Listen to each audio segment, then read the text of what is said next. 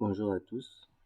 Aujourd'hui, nous allons répondre à la question d'un follower qui voulait à ce que nous puissions faire une vidéo qui parle de la stabilité des talus avec la méthode des bishops. Nous commençons notre projet. On va pas enregistrer ça. Et à 4, OK. On va choisir l'analyse slope, équilibre limite. Là, récemment, dans toutes nos vidéos, nous sommes arrêtés à la méthode de Morgenstern-Price. Aujourd'hui, nous allons prendre une autre méthode. On va prendre et ici dans Bishop, on va faire une analyse sans présence d'eau. On va d'abord commencer par l'esquisse des axes.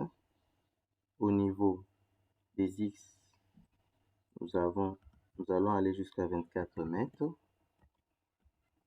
et sur Y, 10 mètres. Voici nos axes. À présent, on va placer le point pour limiter nos régions. Premier point, deuxième, il est là.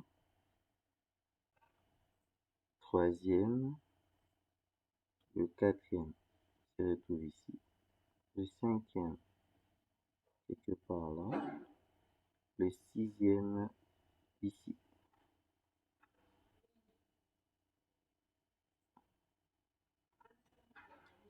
L'étape suivante, on va relier les différents, on va définir notre région.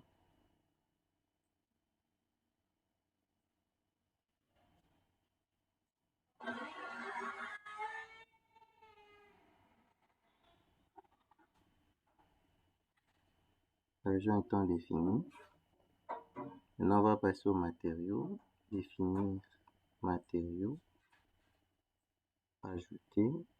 Dans le modèle des matériaux, on prend mort colon.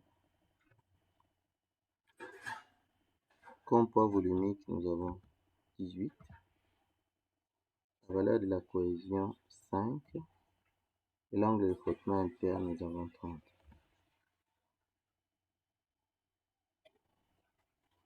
C'est sans scission. On va renommer les matériaux. On appelle argile. OK. Maintenant, on va appliquer le matériau. Je définis, dessiner. Il est appliqué. Deuxième étape, on a défini les matériaux. La troisième étape, il faudrait définir les conditions limites.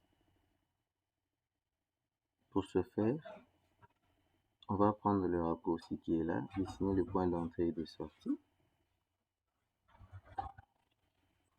Je prends là, je vais l'amener jusqu'au milieu, jusque là.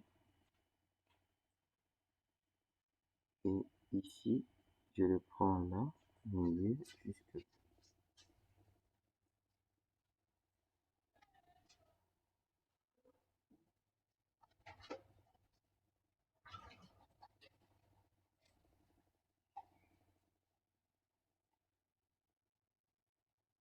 Ça va. À présent, on a terminé. Il ne reste qu'à lancer les calculs. Il va nous demander d'abord d'enregistrer ça. Je clique sur démarrer. Je vais appeler ça Bishop.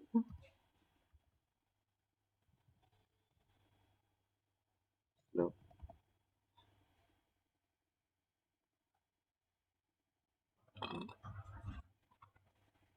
Je lance les calculs et là, nous retrouvons avec un coefficient très faible de 0,227. Donc, c'est-à-dire que le risque de... Ici, si vous faites l'analyse de la stabilité des pentes, il est recommandé que le coefficient de sécurité soit au minimum de 1,2. Donc ici, nous avons 0. Donc il y a grand risque de glissement dans notre talus. Donc pour remédier à ceci, il faudrait soit placer les ancrages ou mieux construire un mur de soutènement pour soutenir ces talus ici. Ça, c'était la méthode des Bishop. on va faire un peu une analyse comparative avec les autres méthodes, Janbu et Morgan Sterz-Price. Je clique sur définir. Je vais encore revenir ici, définir analyse. Je change, je prends Janbu et là, je relance le calcul.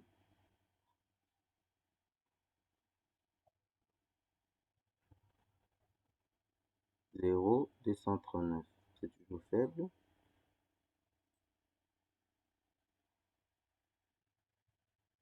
Définir, on va voir Morgan Sterz-Price, ce sera toujours faible, heureusement.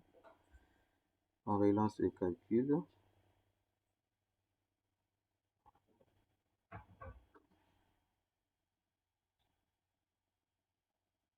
Zéro 251.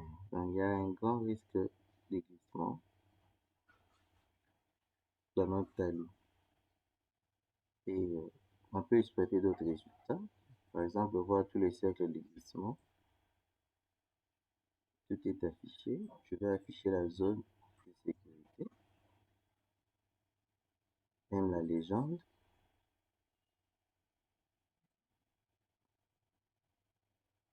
Voici tous les cercles de glissement possibles.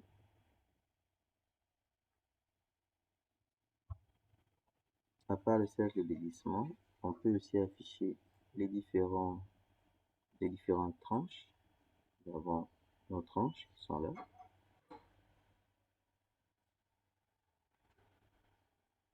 Je peux sélectionner différentes tranches pour voir l'équilibre de chaque tranche. Ça, c'est le paramètre du poids.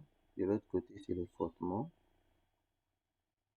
Là, c'est la résultante de tous ces efforts-là qui est en rouge.